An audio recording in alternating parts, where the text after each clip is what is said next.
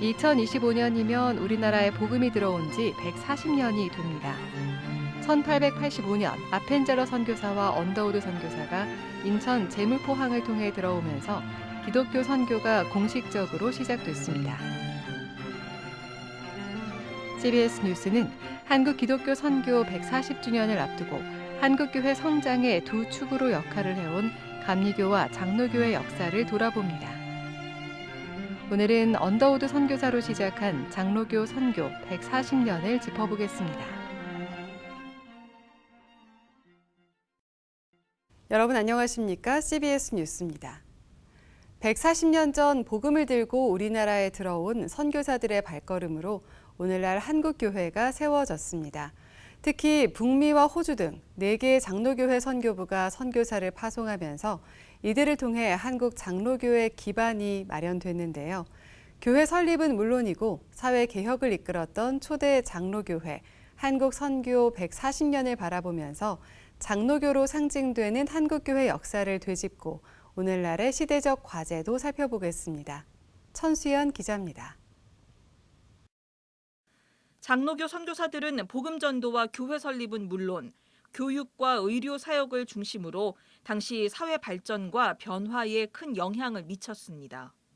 언더우드 선교사는 1887년 장로교회 첫 조직교회인 세문안교회를 시작으로 100여 개의 교회를 세우며 복음화에 앞장섰습니다. 교육에도 관심이 많았던 언더우드는 고아원 성격의 구세학당을 통해 중등교육을 시작했고 이후 경신학교와 연희전문학교로 발전하면서 우리나라 근대 고등교육을 이끌었습니다. 숭실학교도 대표적인 기독교 교육기관으로 기독교 지도자 양성에 기여했습니다. 교육에 있어서는 교회 지도자를 키울 거냐, 사회의 기독교 지도자를 키울 거냐가 큰 두 가지 입장입니다. 그럴 때 교회 위주가 숭실되고 사회의 기독교 지도자를 키우자고 하는 좀 넓은 의미가 연대 입장입니다. 한국인 목회자를 배출하기 위해 신학 교육도 도입했습니다. 지금의 장신대와 총신대의 뿌리인 일명 평양신학교, 대한야소교 장로회 신학교가 1901년 개교해 1907년 7명의 첫 졸업생을 배출했습니다. 한국인 최초의 선교사로 제주에 파송된 이기풍 목사를 비롯해 7명의 초대 목사들은 한국 장로교회의 기반을 다지는 초석이 됐습니다. 다른 지역은 선교사들이 항상 주도권을 갖고 현지인들이 선교사의 말을 들어야 되는데 제주도는 이기풍 목사님이 선교사잖아요. 그래서 한국의 어떤 선교사들도 제주도에서 일할 때는 이기풍 선교사님의 리더십을 인정했어요. 여성들을 위한 교육기관도 설립됐습니다. 서울의 이화학당을 비롯해 광주 수피아 여학교, 부산 일신 여학교 등을 통해 평등과 주체의식을 일깨운 여성들은 사회적 계몽운동에 나서기도 했습니다. 1920년대에 사실 그 절제운동이 시작이 됩니다. 여성운동에서 시작된 것이기도 하지 않습니까? 근데 절제운동의 경우에는 우리가 이제 삼금이라고 얘기합니다. 보통 이제 금주, 금연, 또 금편, 그 당시 아편을 반대하는. 결과적으로 조선 총독부의 재정이 위축이 됐고 굉장히 이게 정말 그들에게 심각한 문제가 될 정도로 그러니까 어떻게 보면 여성들이 가정을 지키고 남편을 지키고 교회를 세우는 이런 신앙운동이었지만 현상학적으로는 강력한 항일의 어떤 모습으로 나타났던. 근대 의료도 기독교 선교와 함께 도입됐습니다. 외교관 신분으로 들어온 알렌 선교사를 통해 1885년 첫 서양식 병원인 제중원이 세워졌습니다. 이후 존 헤론과 에이비슨 선교사가 뒤를 이으며 제중원을 지금의 세브란스 병원으로 발전시켰고 의학 전문 교육을 실시하면서 의료인 양성에 기여했습니다.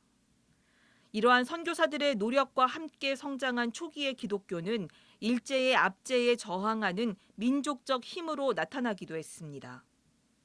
실제로 10여 년 뒤 기독교인들과 교회들이 주도적으로 3.1 만세운동을 이끌었고 이후에도 독립운동을 이어갔습니다. 부흥운동으로부터 시작해서 이제 각성한 민중들이 결국은 3.1운동까지 연결이 되는 거거든요. 이렇게 3.1운동이 단순히 국권회복운동, 독립운동 그 차원이 아니에요. 3.1운동의 더 핵심적인 것은 민권운동입니다. 이런 그 새로운 가치가 기독교적인 가치거든요. 선교사들은 일제의 만행과 우리의 독립운동을 해외에 알리는 역할을 했습니다. 한편 선교사들의 사역은 철저히 연합과 협력 정신 아래에서 이루어졌습니다. 한국 장로교 선교회는 미국과 캐나다, 호주 등 3개 나라 4개 교단이 주로 참여했습니다. 4개 장로교 선교사들은 1893년 공의회를 두고 신학교육과 장로 장립 등에서 하나의 장로교 7위 기구로서 협의해 나갔습니다. 1907년 설립된 한국 독립노회는 선교사들의 연합의 첫 결실이었습니다. 5년 뒤인 1912년 비로소 한국 장로교 총회를 창립함으로써 한국 토착 장로교회 설립을 실현했습니다. 하지만 해방 이후 하나였던 한국 장로교회는 여러 가지 이유로 여러 교단으로 분열을 거듭했습니다. 선교 140주년을 맞이하기에 앞서 한국 장로교단들이 초기 선교사들의 연합과 협력의 정신을 상기해야 하는 이유입니다. 이와 함께 복음이 개인을 넘어 사회의 변화와 민족 독립으로 이어졌던 초기 기독교인들의 신앙 활동을 떠올릴 때 오늘날 한국의 장로교단이 우리 시대에 어떤 사회적 역할과 책임을 다해야 할지 고민할 필요가 있습니다. 교회 안에만 교회를 보는 것이 아니라 교회 밖에 있는 오늘 이 시대와 우리 민족도 우리는 하나님의 뜻을 구하고 또 하나님의 주권 가운데서 하나님과의 그 평화가 샬롬이 이루어져야 된다라고 보는 것이 우리 장로교의 신학과 신앙입니다. 오늘날 한국 기독교에서 장로교회의 비중은 절대적입니다.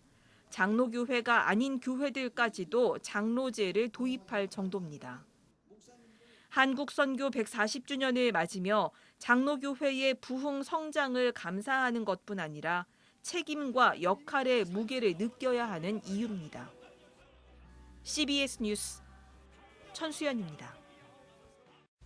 이번에는 한국 장로교단 가운데 하나인 예장통합총회 부총회장 김영걸 목사와 함께 한국 장로교 140년의 의미를 생각해 보겠습니다. 이승규 기자가 김영걸 목사를 만났습니다.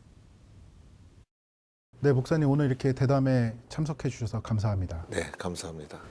그 목사님, 장로교 하면 언더우드 선교사를 빼놓고 말하기 어려운데요. 네. 언더우드 선교사님이 한국 교회와 사회에 미친 영향이 있다면 좀 어떤 게 있을까요?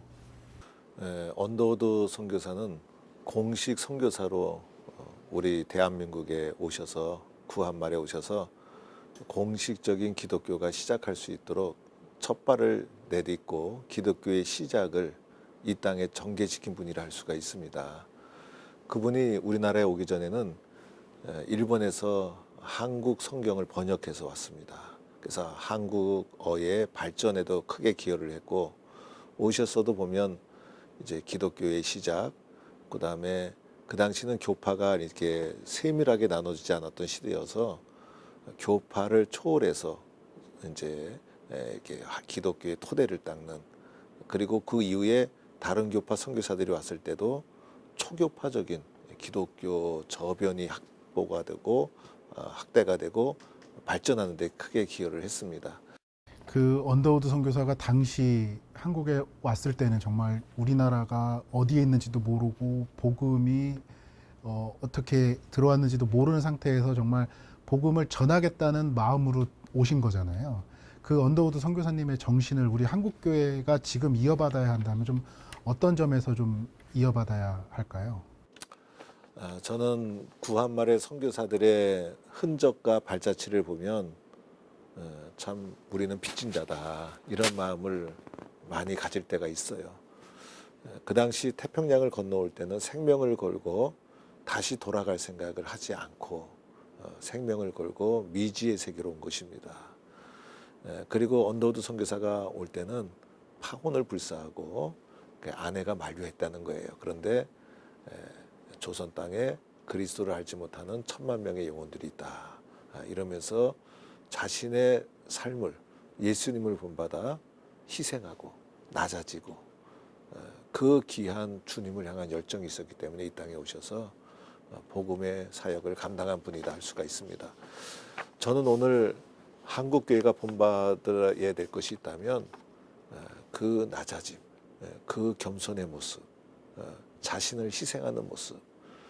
요즘 교회를 섬기고 교계를 섬기다 보면 희생할 수 있는가? 이런 질문을 저 자신에게 던질 때가 있습니다. 희생정신, 인생을 바치는 희생정신, 우리가 본받아야 되지 않을까 싶습니다. 그 사실 그 선교사들이 복음을 전하면서 한국 사회 근대화를 이 선교사들이 거의 이끌었다고 해도 과언이 아닌데요. 이 한국 교회와 사회가 이 선교사들이 전한 복음을 받아들이면서 변화된 점이 있다면 좀 어떤 게 있다고 보시나요? 저는 기독교와 근대화라는 이 단어는 거의 뭐 동일시되는 단어라고 생각을 합니다. 기독교가 전파되고 기독교 선교가 진행이 되고 또 기독교 문화가 들어오면서 근대화가 되고 개화가 되고, 그래서 근대화 학교는 다 기독교 학교였습니다. 그다음에 병원이라든지 사회복지시설이라든지, 지금도 지역에 뿌리 깊은 이제 병원을 찾아가 보면 역사가 기독교였습니다. 학교를 찾아가 보면 기독교 학교였습니다. 그래서 이러한 기독교가 우리나라의 근대화와 우리나라 개화와 우리나라 민주화에 아주 지대한 공헌을 했다라는 자부심을 가지고, 또 새로운 세계가 도래하고 보니까 우리 기독교의 역할이 무엇일까 고민하게 되는데, 또 나라와 민족을 좀 더 생각하면서 기여하는 기독교가 되고 봉사하는 기독교가 되었으면 좋겠다 싶습니다. 언더우드 선교사와 아펜젤러 선교사가 한국 땅에 발을 들인 지 이제 내년이면 140년이 되는데요. 이 한국 기독교 선교 140주년을 맞는 의미는 좀 어떤 게 있을까요? 우리 140주년을 우리 시대에 맞이했다는 것은 큰 의미가 있다고 생각을 하고, 이때 우리 선교사들의 선교 정신을 잘 이어받아서 나누어진 한국교회가 다시 화합하고 선교적 마음으로 함께 뭉치고, 또 나라와 민족을 위한 선교적 과제를 함께 고민하고, 그래서 한국교회 전체가 하나가 되어서 변화하는 시대에 나라와 민족을 위해서 어떤 선교적 기여를 할까, 함께 진지한 고민과 하나됨을 모든 성도들과 국민들에게 보여주어야 되지 않을까, 이렇게 생각이 됩니다. 선교 140주년을 맞는 내년에 우리가 한국교회가 조금 더 집중해야 할 사역이 있다면 좀 어떤 게 있다고 보시나요? 저는 이제 먼저는 우리 나누어진 교단이 선교사들이 전해준 복음 정신을 가지고 일단 교단과 교파를 넘어서 한국교회가 소통으로 화합으로 하나 되는 성숙한 모습을 보여주어야 우리가 성도들이나 교단, 교회가 마음이 편안하고 신뢰를 주지 않을까 싶습니다. 거기 더하여 우리 한국교회가 140주년을 맞이하면서 선교사들의 선교 정신을 이어받아서 많은 선교사들을 이제 배출을 했어요. 그런데 이 선교사들이 이제 많이 은퇴를 하고 정년이 되면서 귀국하고 또 선교지에 여러 선교적인 과제를 계속 이어가야 될 과제를 짊어지고 있습니다. 지금이야말로 선교에 대한 새로운 패러다임, 선교에 대한 새로운 고민, 선교에 대한 새로운 마음을 합쳐서 또 새롭게 선교적 사명을 감당하는 진지한 고민이 있어야 될 터인데, 이런 고민을 이게 교단 안에서만 하다 보니까 한계 부닥칠 때가 있어요. 그래서 좀 더 교단과 교단이 소통하고 연합하는 가운데 한국교회가 함께 짊어져야 될 선교적 사명을 마음을 모아가고 정책을 모아가고 방향을 모아가고 이런 작업을 계속해 나가야 되지 않을까 싶습니다. 한국교회의 신뢰도 같은 게 이제 예전 같지 않은데 이를 좀 회복하기 위해서 우리 한국교회가 좀 나아가야 할 방향이 있다면 좀 어떤 게 있다고 보시나요? 지금 한국교회 문제는 양극화 문제입니다. 그래서 좌우로 양극화가 되어 있고, 또 가난한 자와 부한 자와의 계층 간의 갈등이 있고, 또 연령별로 세대별로 다양한 갈등 구조가 교회 속에 스며들어와 있는데 교회는 이런 갈등 구조를 하나로 잘 극복을 해 나가야 되는데 교회가 그런 갈등 구조를 극복하지 못하는 그래서 선교적인 장애물로 양극화가 교회 속에 깊이 스며 들어온 다원화된 세상 속에 우리가 살아가고 있습니다. 저는 이런 세상 속에서 교회가 교회가 이런 양극화와 문제를 극복하기 위해서는 신뢰를 회복해야 되는데 그러기 위해서는 가장 소중한 것은 우리 목회자의 정직이라 생각이 됩니다. 그래서 목회자가 본이 되게 보다 더 정직하고 또 성도들도 하나님 앞에 정직하고 그래서 예수 믿는 사람은 정직한 사람이다 라는 신뢰도가 우리가 서로가 가질 때 한국교회는 민족을 이끌어가는 교회로 다시 일으켜 세워지지 않을까 그렇게 생각을 합니다. 마지막으로요, 목사님. 이제 한국교회 지도자로서 한국교회 교인들에게 한 말씀 해주신다면 좀 어떤 게 있을까요? 한국교회는 급성장을 경험을 했습니다. 그러다 보니까 여러 가지 또 어려움과 문제와 또 성도들의 또 실망을 아껴드린 부분이 없지 않아 있다고 생각이 들어요. 그런데 우리 교회를 사랑하는 마음으로 또 예수님을 사랑하는 마음으로 우리가 이 어려운 과정을 좀 더 이겨나가면 우리 목회자들도 제가 만나보면 저를 비롯해서 한국교회를 사랑하고 예수님을 사랑하고 교회를 잘 세우기 위해서 기도하고 노력하고 몸부림치는 분들이 많이 있습니다. 마음을 합치고 뜻을 합쳐서 우리가 사랑하는 한국교회를 좀 더 기도하고 섬기고 사랑하면서 잘 지켜나갔으면 좋겠다 싶습니다. 네, 목사님 오늘 말씀 정말 감사합니다. 예. 감사합니다.